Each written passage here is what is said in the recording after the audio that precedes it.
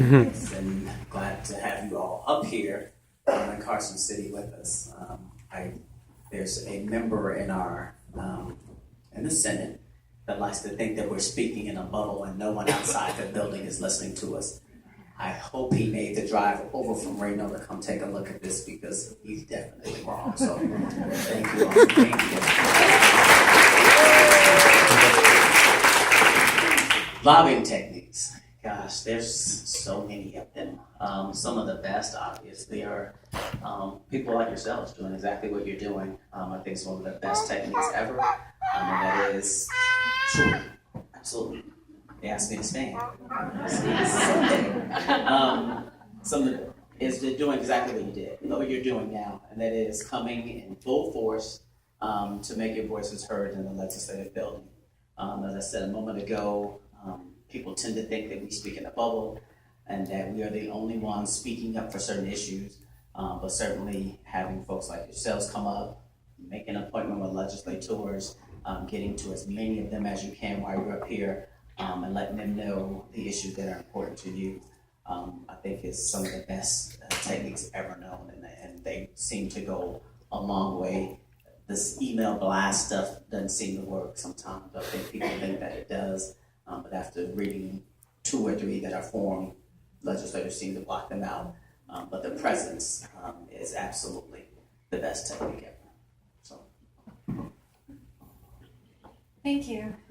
Well, having been a lobbyist myself, I've only had 3 weeks of being on the receiving end of some really good and some really bad lobbying techniques. So, if I'm being honest. I think we'll get to bad hopefully later, so let me just focus on the good ones. I think for me, what I wish people did more often is really, when you first get in the meeting, sort of get to know where your legislator is on the issue.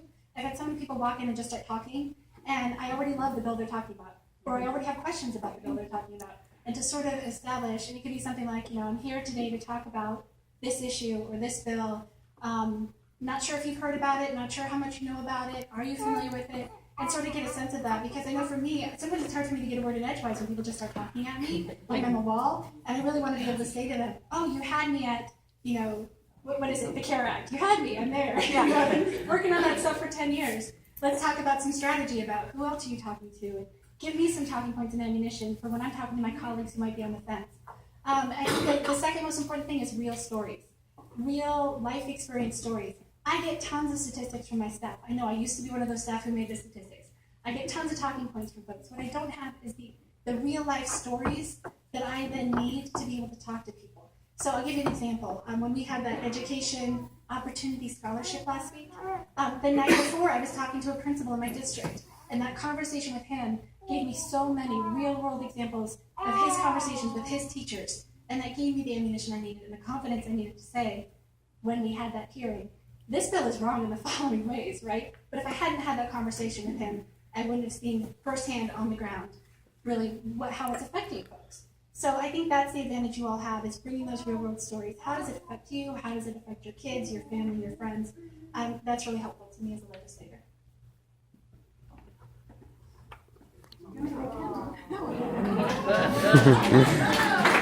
I swear I'm not pandering by bringing a baby.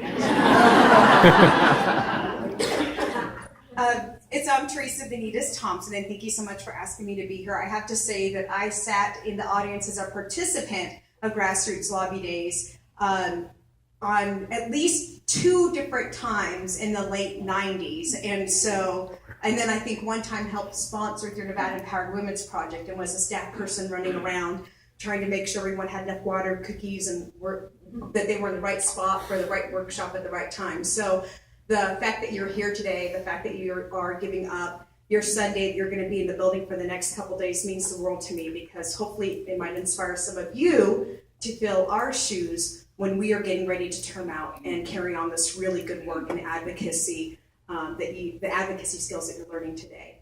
So the 3 things that I would say for effective lobbying techniques is 1, kindness, 2, persistence, and 3, interpersonal interaction. So first, with kindness, I get a lot of different emails on a lot of different subjects, or I will take a lot of different meetings, and I shut down the minute someone is rude and unkind. And I know that's not necessarily fair to say. You might want to say, you're a legislator, suck it up.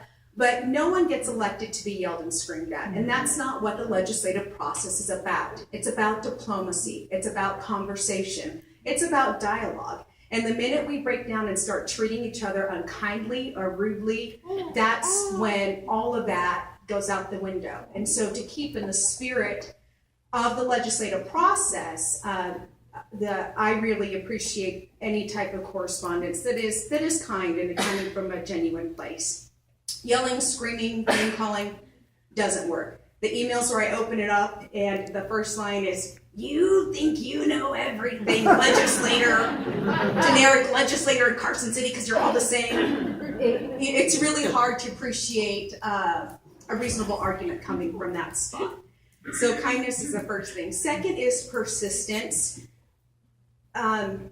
There's lots of communication coming into a legislator from lots of different angles, and sometimes voices can be drowned out.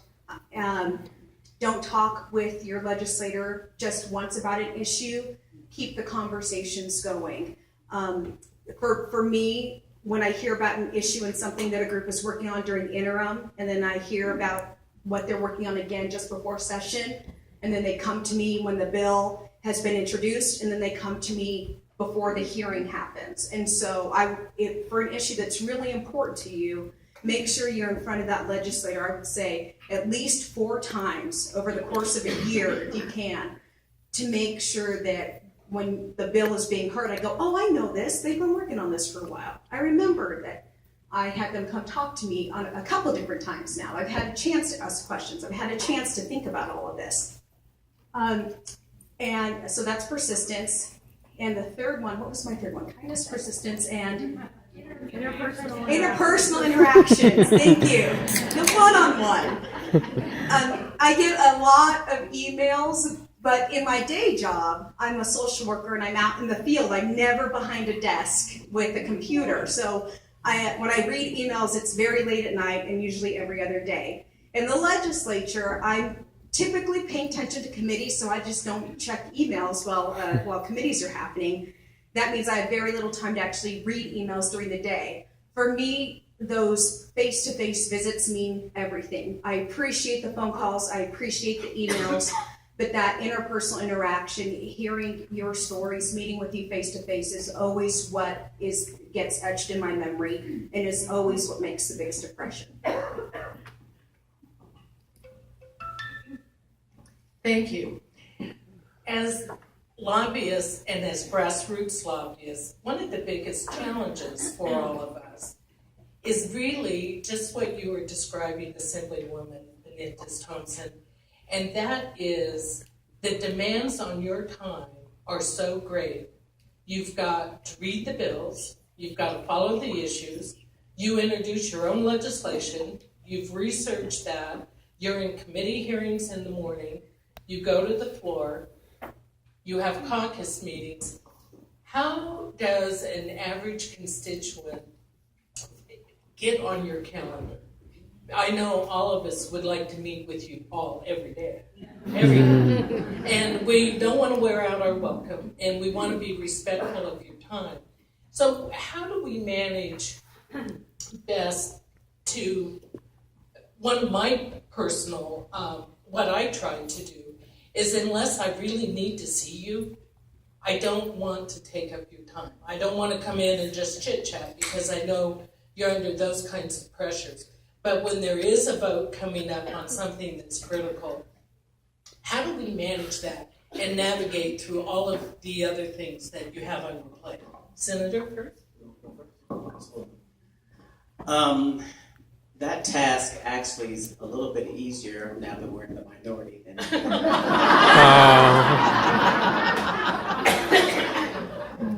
I've never had a session where I had days that I didn't have committee. And so this year, for the first time, and first time of my legislative minority, because life-wise I've always been a minority, but Tuesdays and Thursdays I don't have committee, and that's the first time ever. I've usually always had committees on every single day. And so that's made my life a little bit easier. with being able to do that, with being able to schedule out my calendar and have Tuesdays and Thursdays. But I think most legislators will tell you that they have a very open door policy. So to be able to get on our calendars and get in for meeting time here in the building, I've always said, and I've always had a policy that if you're willing to come and meet with me at any time, including 7, 8, or 9 o'clock at night, I'll make myself available. I have always had meetings in this building up until 8, 9, 7, whatever time it took for me to meet with someone, especially if they were a constituent or someone lobbying for an issue that I thought was very important, not only to them, but also important for the citizens of our state. I will always make myself available. But it kind of goes back to what we were talking about earlier. When you do, you have to not waste the legislators' time. You've got to know what you want to talk about. You've got to know that it's important. And you have to kind of fill out that legislator too. I like to tell people this all the time, and it's no secret, and no one should ever get offended. But all of us aren't passionate about the same issues.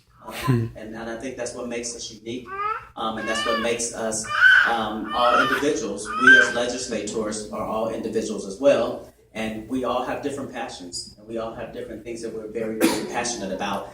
If you really, really want to meet with the legislator, I say figure out who they are, figure out the things that affect them the most, figure out the things that they are most passionate about, and go meet with them about some of those issues.